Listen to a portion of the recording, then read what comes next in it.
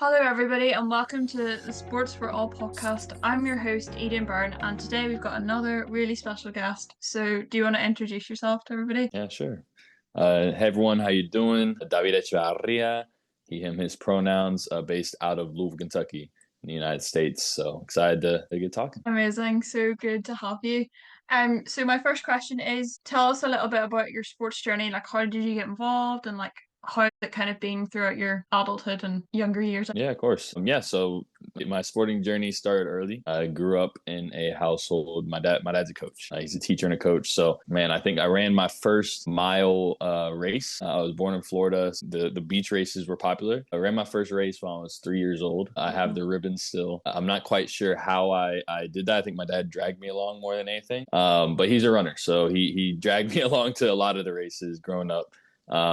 And then in the very beginning, it was very much sitting on the bench, being 3, 4, 5, 6, 7 years old, watching my dad coach football or soccer in the United States. So that's how I first got introduced to a lot of sports. He coached soccer, track, cross country, football for a season, and I played each of those sports. So growing up until I was about 18, when I graduated high school or secondary school, I played 4 sports regularly every season. There's a sport for me Oh, to participate in. I'd go from soccer, football to wrestling to track and field, to then club soccer. So definitely a very very heavy sports leaning family. I also was wanting to go to college for football, and unfortunately, I did get offers to go play both D1 to D3 college programs, but the classic story of getting a knee injury junior year of high school, and so then I had to transform. My ideal career growing up was to be a football coach, and so I loved the IQ of what a coach has to have and the yeah. study of the game. And so I now my sporting journey is now transformed into being one of uh, a spectator, but also love having a love for a game and sharing it with young people across all age levels. So yeah, that's kind of where I'm at now. Is more the spectator and the mentor, and my intramural games on the weekends. So Sunday football is as finest. I love how you obviously started off playing and then now you're kind of like, right, I can share my knowledge and like pass on those opportunities to other young people. Yeah. And I Mhm. think it's kind of nice to give your body a break as well, I feel like, especially when you've been playing from Absolutely, such a yes. long age and like getting involved in such a long age. No, I totally get that. So in terms of biggest achievements then, obviously you said about like getting your offers for college. What have you kind of been your biggest goals and achievements so far? Yeah, no, I mean, I definitely want to talk about the football team I was a part of in secondary school. It was being with the same friends that I started my playing career at from the age of 8, 9, 10. We all went to the same secondary school and competed and had one of the best seasons for our school together, and we're able to compete at the highest level. And I think one of the saddest parts of it all is none of us ended up going to that next level, not because we weren't able to, but I think there were a couple of different pieces of that. But the journey of that was probably one of my favorite experiences in the sporting world.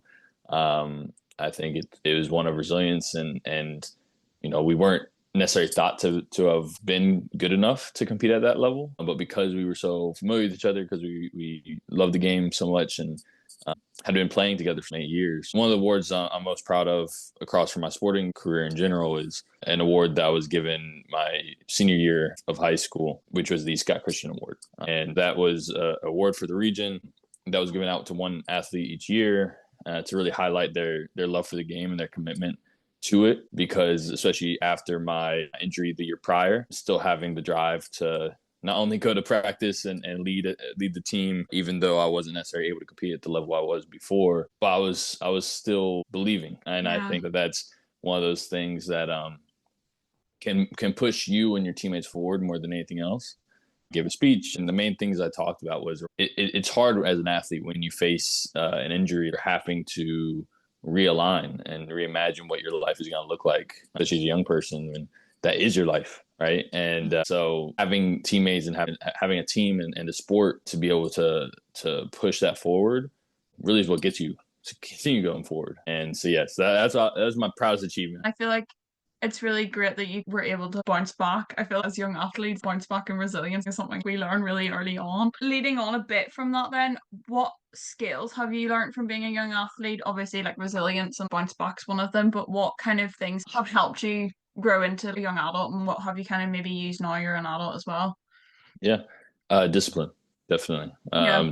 Discipline. I know it might be a bit cliche, but I'm someone who hasn't played at a high level at all over the past couple of years, and but still as a young adult, that's one of the things that um, you have to keep at the forefront of your day to day life. Especially, I think for a lot of young people, there's a struggle of becoming independent and so, having that accountability to yourself. There's not someone that's going to be necessarily next to you all the time, checking in to make sure you're working to reach your goals and setting goals. Athletes, I think, do have that edge on those who maybe don't have the background, because discipline is something that makes every good athlete. And Yeah. when you're able to transfer that into that next stage of your life, when maybe sport isn't a part of your day to day, it still is seen, and it helps you progress and really move forward in other areas of your life that you're passionate about and are really having to work on every day. Um, and again, I think my dad being a coach, that was a part of it. I might have not loved it growing up. It definitely isn't ideal to have a coach for a dad when they are all about discipline and pushing yourself every day. But it is important once you get older and really understand that that is what continues to push you to that next level. So yeah, discipline is what I would say. Yeah, I think discipline's definitely a big one. Like making sure that you hold that accountability is really important. Like it links into that quite nicely. Mm-hmm. So in terms of like barriers and challenges, I know you touched on injury, but have there been like any other like challenges or barriers that you faced, or maybe like other young people that you know? I think one of them is balance Yeah. and balancing the realities of life and your love for the game or love for the sport. It's hard to prioritize a sport sometimes, whether it's because your family is in a situation where maybe you have to work more, or maybe you're having a crisis with family members where, you're having to prioritize time, or you're having teammates that may be going through something that is affecting your all's game, but then you're having to decide like, okay, is it what really is the problem here, and Yeah. what do we prioritize at that point? I've had teammates that have gone through some very real life situations, and you have to navigate. Obviously, we love the game and we love competing, and but first and more foremost, your teammates and your friends, and so trying to find that balance of navigating the landscape for that, and being supportive, even though maybe is at the detriment of your sporting journey. But you also have to understand a lot of times it's temporary, and really pushing through and supporting each other through that. And also knowing when maybe things aren't working out, if there's a fallout of teammates and friends that you've had for a long Mm. time. Also understanding what are the lines that you're having to draw when it goes apart and beyond the sport. So I think all those things are aspects of it, is really finding the balance between the realities of living life, especially as we Yeah. start to get older. As you get older, you start having more outside and external pieces that are going to affect your sporting life, and having to prioritize those and finding balance is going to be really important. Yeah, absolutely. I think it can be really challenging at times, but definitely having that kind of like accountability and kind of like support from your teammates and your coach as well really helps you get through those tough times, and also really helps them get through the tough times because they know that you're going to be there for them and will be there for them. Definitely. So my last question, what advice would you give to any young person wanting to get involved in sport but who might not have the confidence or might not feel like they have the time to commit? I mean, one, follow where your heart's leading you. It's a Yeah. lot easier to really push yourself to get where you want to be when you are passionate about something. I mentioned my dad's a coach. He never pushed me to play a certain sport, or to solely commit to one, right? I think multi-sport athletes, it's a crucial part of development.